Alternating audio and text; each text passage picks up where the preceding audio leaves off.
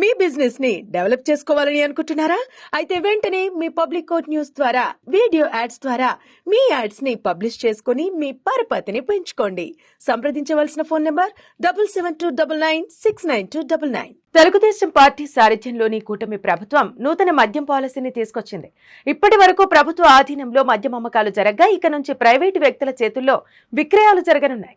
తమ ప్రభుత్వం అధికారంలోకి వచ్చిన తర్వాత నాణ్యమైన మద్యాన్ని తక్కువ ధరకే సరఫరా చేస్తామని పాలక పెద్దలు ఎన్నికల ముంగిట వివిధ సందర్భాల్లో హామీ ఇచ్చారు. ఈ క్రమంలోనే వచ్చే నెల నుంచి నూతన మద్యం పాలసీని అమల్లోకి తీసుకొస్తున్నారు. దీనిలో భాగంగా ఇక నుంచి మద్యం ఏరులై పారే అవకాశం ఉందని మహిళా సంఘాలు, ప్రజా సంఘాల నేతలు తీవ్ర స్థాయిలో ఆగ్రహం వ్యక్తం చేస్తున్నారు. గత ముఖ్యమంత్రి జగన్మోహన్ రెడ్డి తాము అధికారంలోకి వచ్చిన తర్వాత మద్యపానాన్ని నిషేధిస్తామని హామీ ఇచ్చి మాట తప్పారని, విచ్చలవిడిగా నాసిరకం మద్యం అమ్ముతూ సారా వ్యాపారిలా మారిపోయారని జిల్లాలో జరిగిన ఎన్నిక సభల్లో అనేక సార్లు జనసేన అధినేత పవన్ కళ్యాణ్ ధ్వజమెత్తారు. మద్యం ద్వారా 41,000 కోట్లను అక్రమంగా సంపాదించారని ఆరోపణలు చేశారు.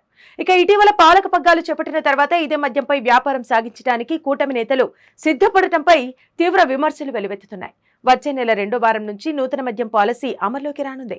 ప్రస్తుతం ఉన్న షాపులకు 10% షాపులు పెంచే అవకాశం ఉందని ప్రభుత్వం చెబుతోంది. ఇక నుంచి ప్రైవేటు వ్యక్తులే అమ్మకాలు సాగించనున్నారు. లాటరీ పద్ధతి ద్వారా షాపులు కేటాయిస్తారు. గడువు 2 సంవత్సరాలుగా నిర్ణయించే అవకాశం ఉంది. 10% మద్యం షాపుల్లో రిజర్వేషన్ కల్పిస్తారు. ఒక మద్యం షాపు సంవత్సర కాలం లైసెన్స్ రుసుము జనాభా ప్రాతిపాదికన 50 లక్షల నుంచి 85 లక్షలు ఉంటుంది. సంవత్సరం తర్వాత 2వ సంవత్సరం లైసెన్స్ రుసుముపై 10% పెంచే అవకాశం ఉంది.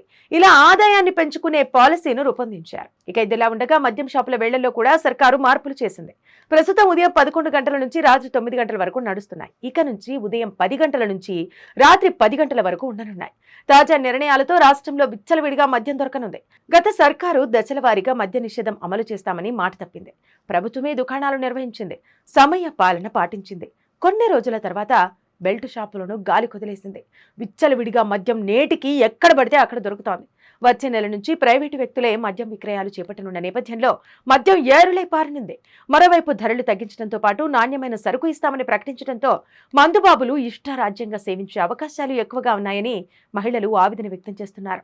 గతంలోనూ బాబు సర్కార్ మద్యం అమ్మకాలను ప్రధాన ఆదాయ వనరుగా భావించారు.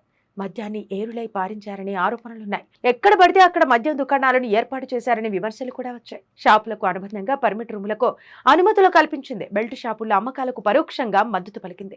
తాగునీరు దొరకని ప్రదేశాల్లో సైతం మద్యం ఏరులై పారింది.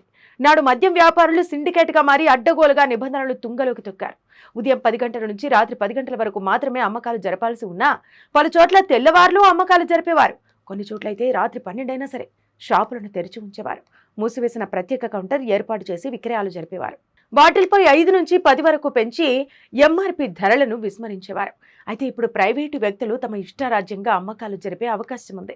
అధికారులకు భారీగా ముడుపులు అప్పచెప్పి పెద్ద ఎత్తున వ్యాపారం సాగించేందుకు కొందరు బడాబాబులు సిద్ధపడుతున్నారు. కూటమి నేతల అండదండలతో షాపులను దక్కించుకునేందుకు ఇప్పటికే కొందరు పావులు కదుపుతున్నారు. పెద్ద స్థాయిలో వ్యాపారాలు జరిపి జేబులు నింపుకునే విధంగా రంగం సిద్ధం చేసుకుంటున్నారు.